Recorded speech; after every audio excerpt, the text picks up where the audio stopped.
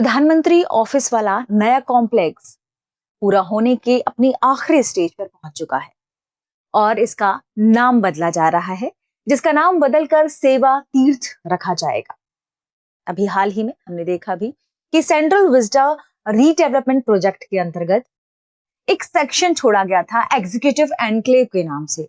इस executive enclave के अंतर्गत ही पीएमओ का ऑफिस भी शामिल है। इसके अलावा और कौन कौन से विभाग आप कह सकते हैं ये ऑफिस इसमें शामिल किए गए हैं, आगे के सेशन में हम इसे जानेंगे। क्योंकि अभी यहाँ पर इंपॉर्टेंट खबर ये है कि प्रधानमंत्री ऑफिस का नाम बदला जा रहा है। इसके पीछे क्या वजह बताई गई है, इसके पीछे की क्या भावना है, आज के सेशन में हम इन्हीं बिंदुओं पर चर्चा करने वाले हैं। करंट न्यूज में आपका स्वागत है, मैं हूं गीतांजलि और आज हम देखेंगे कि पीएमओ को नाम बदलकर क्या रखा जा रहा है।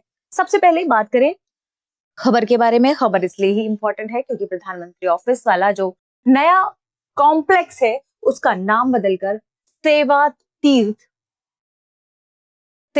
तीर्थ रखा जा रहा है। तो ये भी ध्यान रखिएगा कि पहले जो सेंट्रल विस्टा रीडेवलपमेंट प्रोजेक्ट था, रीडेवलपमेंट प्रोजेक्ट, इसके तहत एक हिस्सा था जिसे कहा जाता है एग्जीक्यूटिव एनक्लेव। एग्जीक्यूटिव एनक्लेव, ठीक है।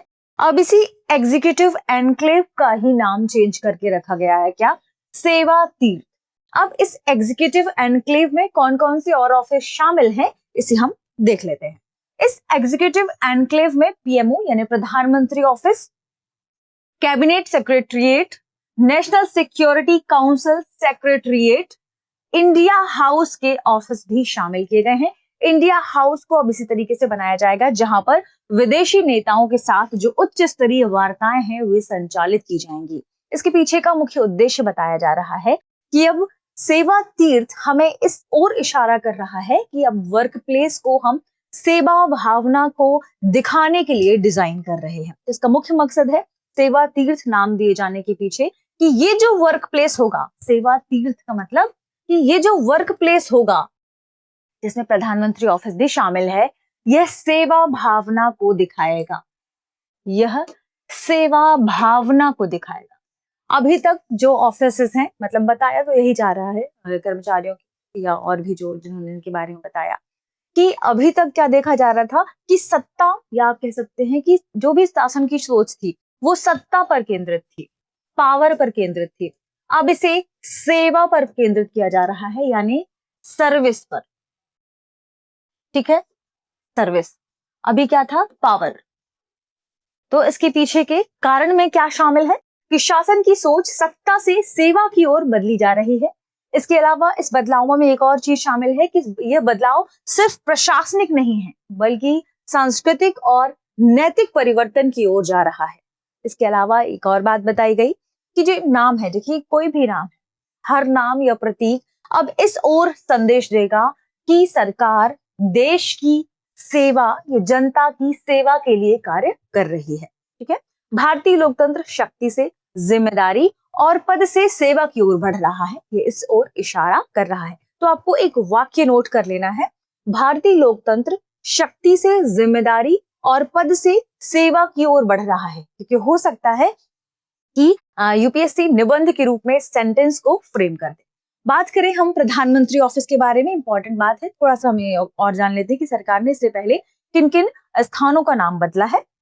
जो भी हमारा, चाहे इंडिया गेट की बात करें, हम राष्ट्रपति भवन की बात करें, प्रधानमंत्री ऑफिस वाली रोड की बात करें, तो किन किन चीजों का नाम चेंज हुआ है।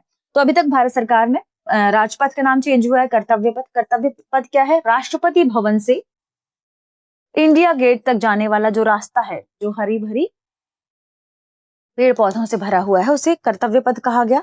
पीएम रेसिडेंस वाली जो रोड है उसका नाम लोक कल्याण मार्ग रखा गया। सेंट्रल सेक्रेटरिएट का नाम बदलकर कर्तव्य भवन रखा गया। इसके अलावा राजभवन जो हैं उन्हें लोक भवन कहा गया। ये माफ कीजिएगा, ये भी प्रस्तावित है। क्या प्रस्तावित है कि राजभवन का नाम चेंज करके लोक भवन रखा जाए, यह भी प्रक्रिया में जारी है, प्रस्तावित है। बात कर लेते हैं प्रधानमंत्री ऑफिस की, क्योंकि इंपॉर्टेंट सेक्शन हो जाता है ये हमारे लिए। तो ध्यान रखें, प्रधानमंत्री की जो प्रशासनिक जिम्मेदारियां हैं, राजनीतिक जिम्मेदारियां हैं, उनके लिए कई सारे ऑफिस काम करते हैं या कई सारे आप कह सकते हैं विभाग काम करते हैं, जिनमें से कैबिनेट समितियां हैं, कैबिनेट सचिवालय है और प्रधानमंत्री कार्यालय है, पीएमओ। इसी में से एक पीएमओ है और पीएमओ के बारे में ही हम आगे चर्चा करेंगे। पीएमओ एक स्टाफिंग एजेंसी है जिसके द्वारा प्रधानमंत्री को उनकी भूमिका, कार्यों और जिम्मेदारियों के कुशल निर्वहन में सहायता की जाती है। इसके संगठन की बात करें तो पीएमओ का राजनीतिक नेतृत्व प्रधानमंत्री द्वारा किया जाता है और इसका प्रशासनिक नेतृत्व प्रधान सचिव यानी प्रिंसिपल सेक्रेटरी के द्वारा किया जाता है। ये ध्यान रखिएगा। प्रधानमंत्री कार्यालय में कार्य जो है वह सचिव, अपर सचिव, संयुक्त सचिव, उप सचिव और अन्य स्टाफ सदस्यों के बीच विभाजित किया जाता है। किसके कार्यों का किससे कितना अनुभव है इस आधार पर, यानी कार्य को सुविधा और स्टाफ के अनुभव के आधार पर आवंटित किया जाता है। इन व्यक्तियों की पृष्ठभूमि एवं अनुभव को औपचारिक रूप से नहीं बताया जाता, ये भी इसमें शामिल किया गया है। सचिव या तो सिविल सेवा से हो सकते हैं या नहीं भी हो सकते, जबकि अन्य कार्मिक आमतौर पर सिविल सेवाओं से संबंधित होते हैं। तो ये तो हमने बात की प्रधानमंत्री या पीएमओ के बारे में और इसके संगठन के बारे में। थोड़ा सा हम कार्य को भी जान लेते हैं।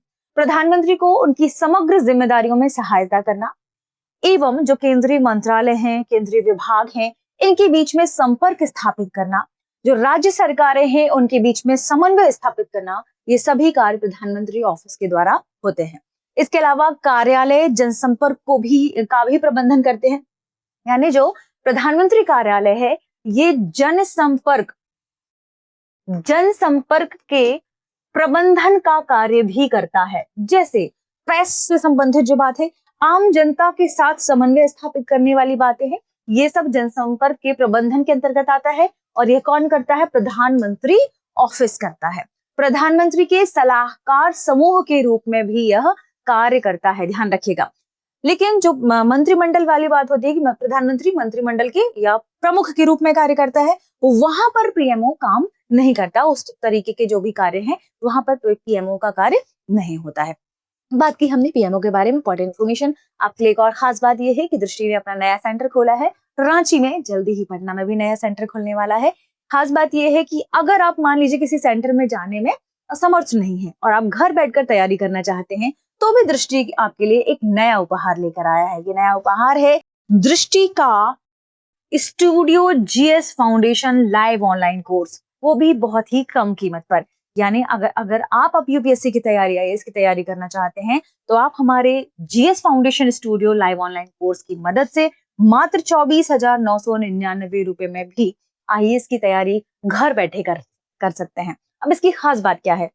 इसकी खास बात यह है कि 24,999 रुपए को भी आप इंस्टॉलमेंट में दे सकते हैं, यानी इसमें भी इंस्टॉलमेंट की सुविधा उपलब्ध है।